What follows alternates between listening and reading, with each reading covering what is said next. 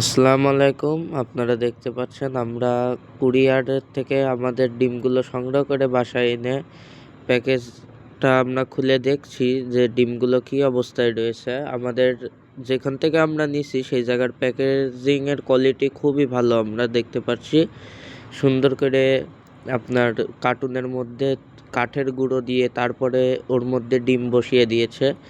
ডিমের পাশ দিয়ে আবার পলিথিন জড়াই দিয়েছে যাতে কোনো সমস্যা না হয়।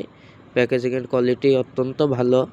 দু একটা ডিমে হয়তো পলিথিন দিয়ে ঢাকা ছিল না, তবুও বেশিরভাগ ডিমই এমন ছিল।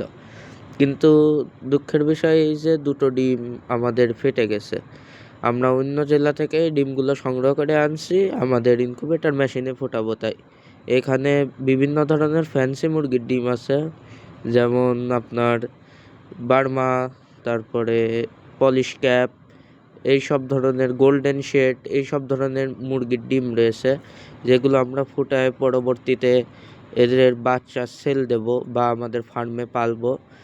আমরা অনলাইনে বা আমাদের কাছে যোগাযোগ করলে আমরা এর বাচ্চা দিতে পারবো এবং আমরা এই ডিমগুলো সংগ্রহ করে থাকি ইতিমধ্যে, কারণ আমরা নতুন এটা শুরু করেছি। আমাদের কাছে কোনো বাচ্চা বা এই ধরনের মুরগি নাই, এই জন্য আমরা ডিমগুলো নিয়েছি যাতে আমাদের ফার্মে এমন ধরনের মুরগি আমরা নিতে পারি। দেখছেন আমরা এক এক করে সুন্দর করে তুষগুলো সরায়ে ডিমগুলো বের করে নিচ্ছে যাতে হচ্ছে এই আমরা ইনকিউবেটর মেশিনে দিতে পারি এইগুলো। তারপরে আমরা পটাশের পানি দিয়ে ভালোভাবে ধুয়ে তারপরেই ইনকিউবেটর মেশিনে বসানো উচিত যাতে জীবাণুগুলো না থাকে। এই জন্য আমরা এক এক করে সবগুলো পটাশের পানিতে সুন্দর করে ধুয়ে মুছে শুকিয়ে তারপরে ইনকিউবেটর মেশিনে দেবো ইনশাল্লাহ। তারপরে আমরা দেখতে পাচ্ছি এটা আমাদের ইনকিউবেটর মেশিন, এখানে আমরা বসায় দিচ্ছি। এখানে মোট 84টা ডিম ছিল, বাট দুটো ডিম ভেঙে গেছে। এখানে 82টা ডিম আমরা বসিয়েছি।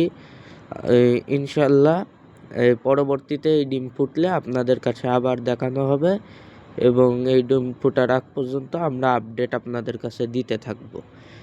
আশা করি আপনারা আমাদের পাশে থাকবেন। আমাদের ইউটিউবে এটা নতুন চ্যানেল এবং এটা ফার্স্ট ভিডিও, এই জন্য যারা দেখছেন তারা দয়া করে একটা লাইক এবং সাবস্ক্রাইব করে দিন। আমাদের চ্যানেল এখন থেকে নতুন নতুন ভিডিও আপনাদের সামনে নিয়ে আসবে। এটা প্রথম ভিডিও হিসেবে একটু সমস্যা হতে পারে, আমরা পরবর্তীতে এটা ভালো করে আপনাদের সামনে উপস্থাপন করার চেষ্টা করব। এই জন্য আপনারা পাশে থাকুন।